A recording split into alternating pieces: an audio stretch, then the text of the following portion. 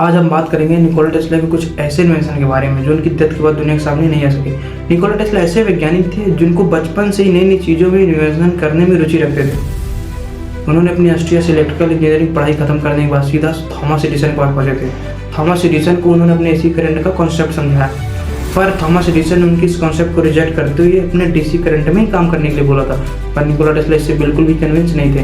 Nikola Tesla ने अपनी खुद की कंपनी खड़ी की थी जिसका नाम था टेस्ला इलेक्ट्रिक कंपनी। इस कंपनी ने दुनिया को पहला एसी करंट दिया था, जिसके बाद निकोला टेस्ला को father of the AC current के नाम से जाना जाने लगा।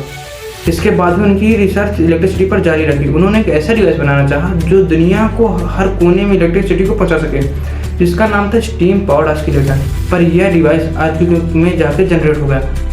पर इस इन्वेंशन से उन्हें एक नई रिसर्च की इंस्पिरेशन मिली। इसको उन्होंने दो फिनोमिना में यूज करना चाहा। पहला, ऐसा डिवाइस बनाना चाहा जो जियोलिस्ट को अंडरग्राउंड स्ट्रेटजी के बारे में समझा सके।